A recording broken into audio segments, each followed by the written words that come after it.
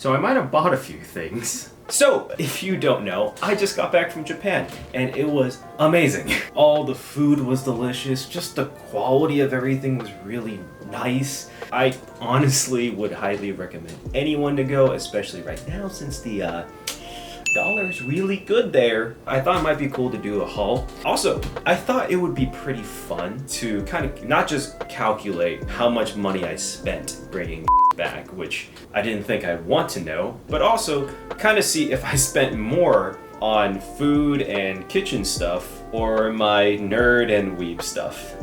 I have a feeling it might be the weeb stuff, but we'll find out. Let's start with the kitchen stuff because this is technically a cooking channel. By the way, it's gonna be in yen. Whatever I say in yen, you'll see like a conversion somewhere on the screen. Probably here, maybe here. I don't know, maybe here. Anyways, you'll see it somewhere. With that being said, let's get started on the kitchen part of things. Number one, it's a sharkskin wasabi grinder. It was just so cool. I'm not even sure, I would never use this on wasabi. I never cook with wasabi. Maybe I should.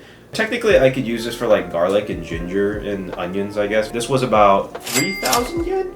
Yeah, not bad. It's pretty cool. Again, I don't know when the I'm gonna use it, but it was cool. Obviously, I had to get knives. It's Japan. Japanese knives are arguably the best in the world. I was planning to get one.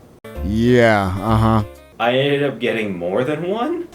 I got 3. This knife, this makes things easier, the price is on here, it's 6,500 yen. It is a deba knife. Now, look at that.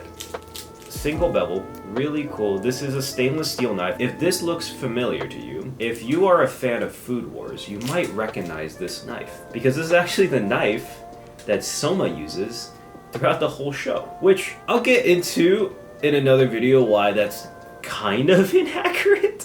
But I'm a huge fan of Food Wars and I had to get the knife. The deba knife, if you notice how thick the back is, it's traditionally used to butcher fish. The heaviness is supposed to crack through the bones, and then the thin, sharp parts about this and the flatness is supposed to help you with the filleting part. I honestly don't fillet fish that much anymore. Still really cool to have, and I honestly did buy it just because it was the knife from Food Wars. I just had to. I cook a lot of Chinese food, or like Chinese inspired food, so I thought it would be good to probably purchase a Chinese style knife. This one was 10,450 yen, which is still pretty good really good for this quality. It's stainless steel, it feels so light, so balanced in the hand, especially for a knife this big, for like Chinese knives, which is, by the way, not a cleaver. Honestly, this is like kind of lighter than some of my actual kitchen knives. I'm really happy with this, so yeah. Oh my god, I'm so excited for this. You do not understand, this was so cool. I really wanted a good chef's knife from Japan, and I was willing to pay a good price for it. And I went to, I think it's called Kupobashi Street, which is where you get all the good kitchenware, or where people get kitchenware in Tokyo. If you're in Tokyo and you want to buy a knife or just cool kitchenware, dishware, anything, go to Kupobashi Street. It's near Osaka. I went to this really nice luxury knife shop, and my god did they deliver, because this is a thing of beauty. This here is I can't really pronounce the guy's name too well.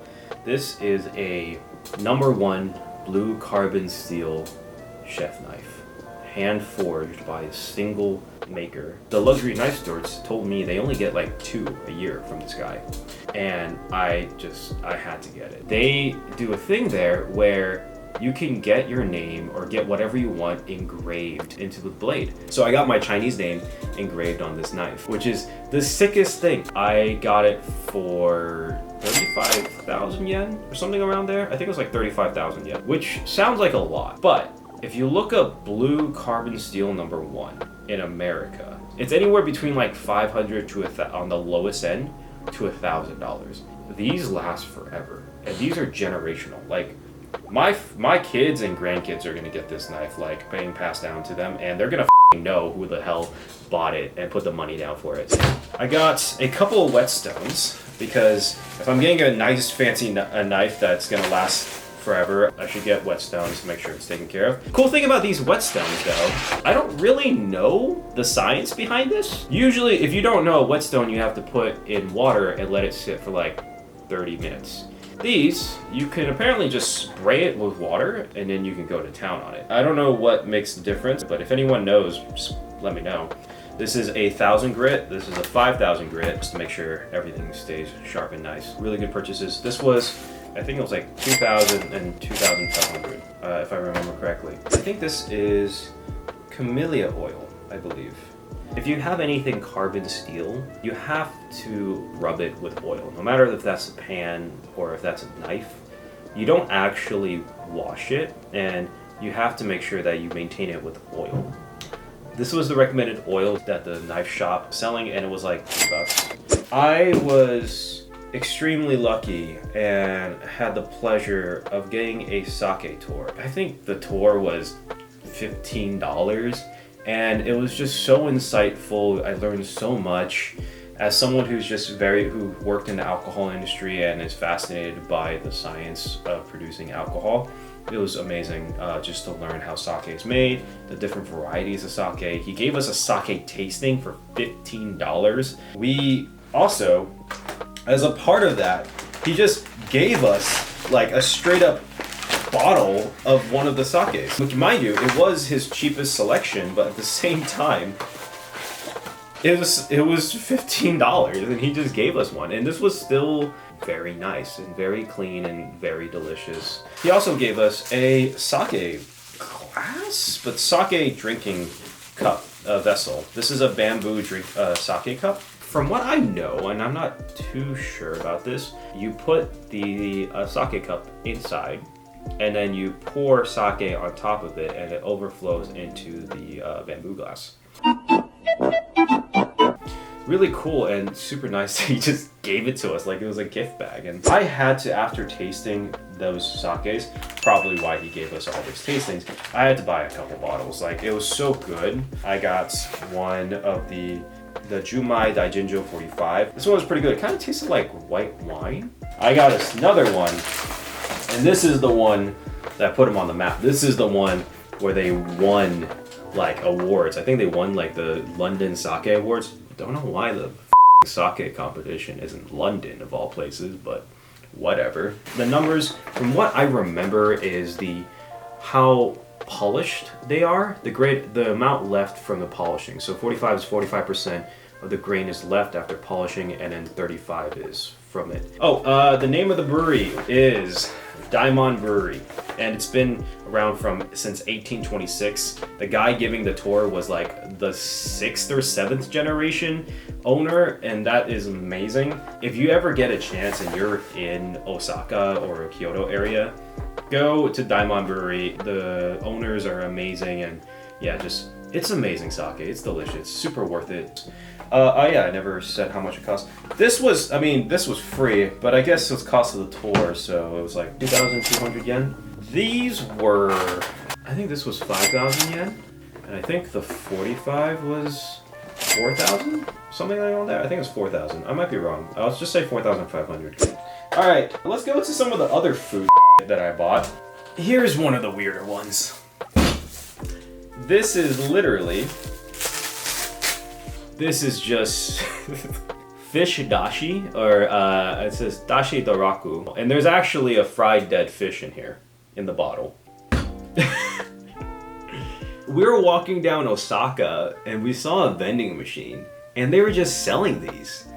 They're just selling dashi stock for like 750 yen each, so like $5 each. I mean, the convenience, if you need it for stock or marinade, I mean, they use dashi for everything there, but like, yeah, just dashi in a bottle from a vending machine. So this is not officially weeb stuff yet.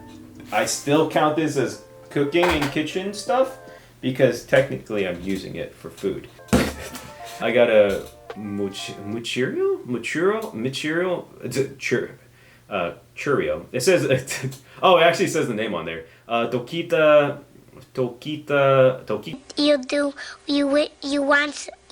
You can. Oh, sorry. Tokito taquitos. Taquitos Mochiro. I just found this glass at 7-Eleven. It was originally like a Jello dessert on top, and it was a Demon Slayer one. And it even says Kitsune no Yaiba. If you don't know, that's the Japanese name for Demon Slayer. It was really cool glass that it was like, I think it was like 300 yen. I'm probably gonna make a cocktail out of this later. And the final thing for just general food stuff is this. I bought a lot of KitKats. This was not the original packaging, obviously. It came in a really pretty box that just didn't fit my luggage, so I had to stuff it in like a bag. I bought this one variety pack of KitKats because, if you don't know, KitKats are my favorite candy. And so there was just like a bunch of cool flavors they had. They had yuzu, they had cheesecake, if you see here. I don't know what this is, but I think it's coffee or mint. There was a wasabi one in here. I think, oh, this is hojicha. Hojicha, there's chocolate orange. But yeah, I'll make a video later trying all of these, but I love KitKats, and I just wanted to buy just the variety pack. This one was really good, actually. I like this one. This is red bean and strawberries. The whole pack was like 4,500 yen. So this is the kitchen part of my haul, and so far, let me look.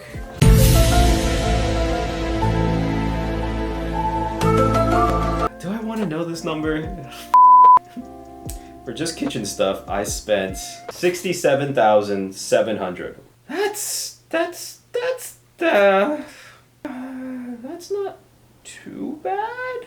So after looking over the footage, the first part was a little bit long, and so I wanted to kind of cut it to just one video. And then I'll make a separate video for the anime and weeby and nerdy stuff that I bought from Japan in a separate haul video. All the lists of everywhere that I went to buy anything to my best of my knowledge will just be in the description.